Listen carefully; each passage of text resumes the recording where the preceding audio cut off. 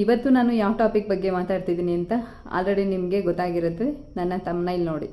S, ನಾನಿವತ್ತು ಮಾತಾಡ್ತಾ ಇದ್ದೀನಿ ಡ್ರಿಂಕ್ಸ್ ಮಾಡಿ ಸೆಕ್ಸ್ ಮಾಡೋದ್ರಿಂದ ಏನಾದರೂ ಪ್ರಾಬ್ಲಮ್ ಆಗುತ್ತಾ, ಮತ್ತು ಈ ಗುಟ್ಕಾ ಕೆಲವೊಂದು ಏನೇನು ತಿಂತೀರಲ್ವ, ಸೊ ಅದನ್ನು ತಿನ್ನೋದ್ರಿಂದ ಸೆಕ್ಸ್ ಮಾಡೋದು ಏನಾದರೂ ಪ್ರಾಬ್ಲಮ್ ಆಗುತ್ತಾ, ಸೆಕ್ಸ್ ಲೈಫ್ ಮೇಲೆ ಅದು ಹೇಗೆ ಎಫೆಕ್ಟ್ ಆಗುತ್ತೆ, ಅದ್ರ ಪರಿಣಾಮ ಏನಾಗುತ್ತೆ ಅನ್ನೋದ್ರ ಬಗ್ಗೆ ಇವತ್ತು ನಾನು ವಿಡಿಯೋ ಮಾಡ್ತಾ ಇದ್ದೀನಿ. ವಿಡಿಯೋನ ಸ್ಕಿಪ್ ಮಾಡದೆ ಎಂಡ್ವರೆಗೂ ನೋಡಿ. ಬಟ್ ಅದಕ್ಕಿಂತ ಮುಂಚೆ ಇನ್ನೂ ಯಾರೆಲ್ಲ ನನ್ನ ಚಾನಲ್ನ ಸಬ್ಸ್ಕ್ರೈಬ್ ಮಾಡದೆ ನೋಡ್ತಿದ್ದೀರಿ ದಯವಿಟ್ಟು ಸಬ್ಸ್ಕ್ರೈಬ್ ಮಾಡ್ಕೊಳ್ಳಿ. ಹಾಗೆ ಪಕ್ಕದಲ್ಲಿರುವಂತಹ ಬೆಲ್ ಐಕನ್ ಪ್ರೆಸ್ ಮಾಡೋದನ್ನು ಸಹ ಮರಿಬೇಡಿ. ಓಕೆ, ವಿಡಿಯೋ ಸ್ಟಾರ್ಟ್ ಮಾಡೋಣ. ಕೆಲವೊಬ್ಬರು ಏನು ಅಂದ್ಕೊಂಡಿರ್ತಾರೆ ಅಂದರೆ, ಕೆಲವೊಬ್ರು ಏನು ಮಾಡ್ತಾರೆ, ಬೆಳಗಿಂದ ಸಂಜೆವರೆಗೂ ಕೆಲಸಕ್ಕೆ ಹೋಗಿರ್ತಾರೆ. ಸೊ ನೈಟ್ ಬಂದು ಡ್ರಿಂಕ್ಸ್ ಮಾಡಿ ಮಲಗ್ತಾರೆ. ಅವರು ನಮಗೆ ಬಾಡಿ ಪೇಯ್ನ್ ಆಗುತ್ತೆ, ನಾವು ಅದರಿಂದ ಡ್ರಿಂಕ್ಸ್ ಮಾಡ್ತೀವಿ ಡೈಲಿ ಅಂತ ಹೇಳ್ತಾರೆ.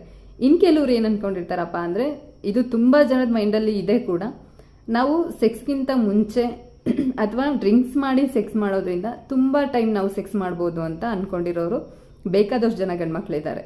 ಈ ಡ್ರಿಂಕ್ಸ್ ಮಾಡೋದ್ರಿಂದ ಜಾಸ್ತಿ ಟೈಮ್ ಸೆಕ್ಸ್ ಮಾಡ್ಬೋದು ಅಂತ ಯಾರೆಲ್ಲ ಡ್ರಿಂಕ್ಸ್ ಮಾಡ್ತಾ ಇದ್ದೀರಾ ಅಥವಾ ತುಂಬ ಹೆವಿ ಡ್ರಿಂಕರ್ಸ್ ಯಾರಿದ್ದೀರಾ, ಸೊ ಅವ್ರಿಗೋಸ್ಕರ ಈ ವಿಡಿಯೋ.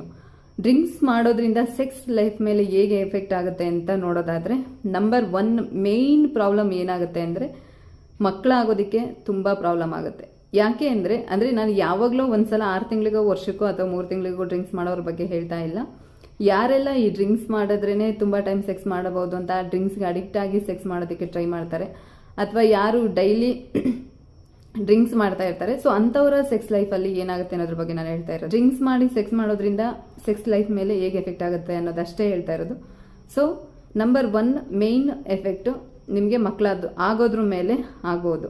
ಇನ್ನು ಸೆಕೆಂಡ್ 1 ಏನಂದರೆ, ಡೈಲಿ ಡ್ರಿಂಕ್ಸ್ ಮಾಡೋದ್ರಿಂದ ನಿಮ್ಮ ನರಗಳ ದೌರ್ಬಲ್ಯ ಕಾರಣ ಆಗಿ, ಅಂದರೆ ಆ ಡ್ರಿಂಕ್ಸ್ ಅನ್ನೋಂಥದ್ದು ಏನಿದೆ ಈ ಬ್ಲಡ್ಡಲ್ಲಿ ಹೋಗಿ ಅದು ಮಿಕ್ಸ್ ಆದಾಗ, ಜೊತೆಯಲ್ಲಿ ಬೆರೆತಾಗ ಅದ್ರದ್ದು ಬ್ಲಡ್ನ ಕ್ವಾಲಿಟಿನೂ ಸಹ ಅದು ಕಮ್ಮಿ ಮಾಡಿದಾಗ ಏನಾಗ್ತದೆ ಅಂದರೆ ನರಗಳ ಮೇಲೆ ಅದ್ರದ್ದು ಎಫೆಕ್ಟ್ ಜಾಸ್ತಿ ಆಗ್ತಾ ಹೋಗುತ್ತೆ. ಸೊ ಅವಾಗ ಆಟೋಮೆಟಿಕ್ ನಿಮಗೆ ಅಂದರೆ ನೀವು ಡ್ರಿಂಕ್ಸ್ ಮಾಡಿದಾಗ ಆ ಸೆಕೆಂಡ್ಗೆ ಅಷ್ಟೇ ನೀವು ಅದು ಎರೆಕ್ಟೈಲ್ ಅಂದರೆ ನಿಮಿರುವಿಕೆ ಆಗ್ಬೋದು ಅಥವಾ ಚೆನ್ನಾಗಿ ಸೆಕ್ಸ್ ಮಾಡ್ಬೋದು. ಬಟ್ ಇದು ಫ್ಯೂಚರಲ್ಲಿ ಏನು ಎಫೆಕ್ಟ್ ಆಗುತ್ತೆ ಅಂದರೆ, ನರಗಳ ಮೇಲೆ ಅದರದ್ದು ಎಫೆಕ್ಟ್ ಆದಾಗ ನಿಮಗೆ ನಿಮಿರುವಿಕೆ ಪ್ರಾಬ್ಲಮ್ ಕಾಣಿಸುವಂಥ ಚಾನ್ಸಸ್ ತುಂಬ ಇರುತ್ತೆ.